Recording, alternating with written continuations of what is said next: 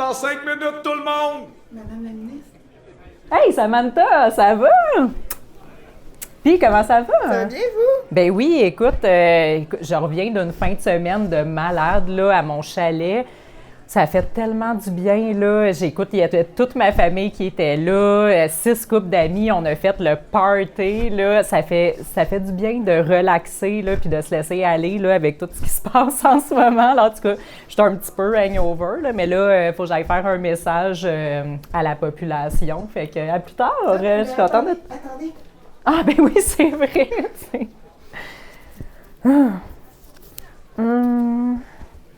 Deux. C'est correct? Hein? Parfait. Merci, à tantôt. Attention, caméra, on tourne!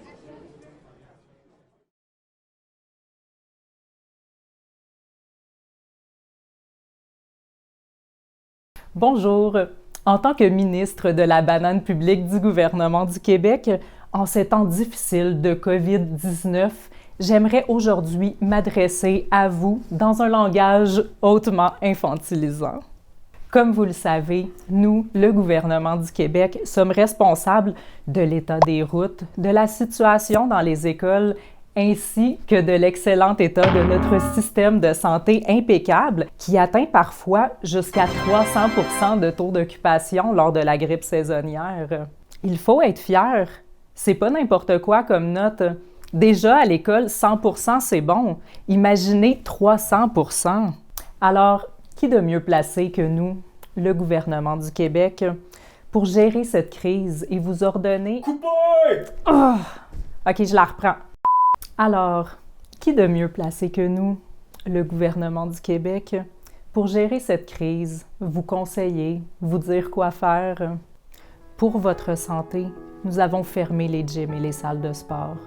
Pour votre santé, nous avons laissé la Société des alcools ainsi que la SQDC ouverte. Pour votre bien-être, nous avons laissé le hockey et les émissions de ma tante à la TV. Vous pouvez pas dire qu'on prend pas soin de vous avec l'argent que vous nous donnez. C'est si simple.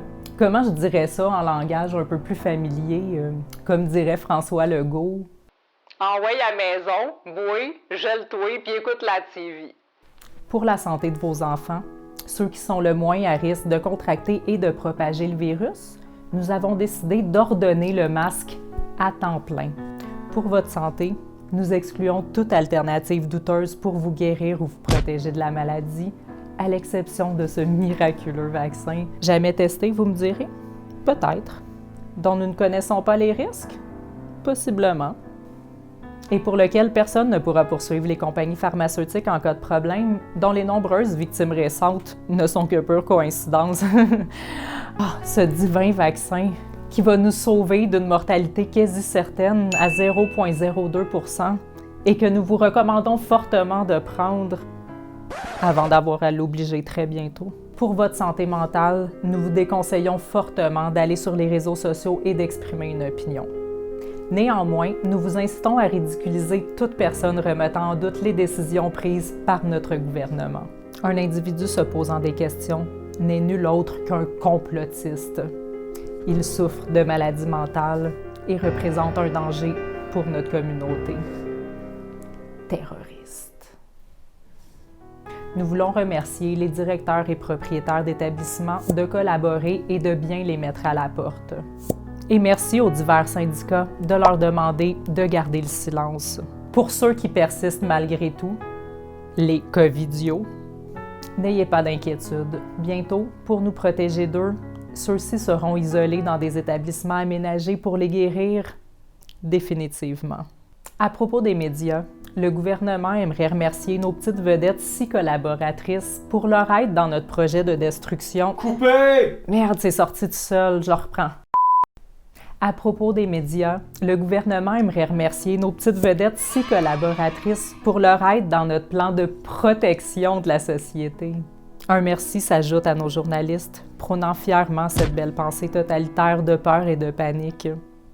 Merci d'exclure un débat public.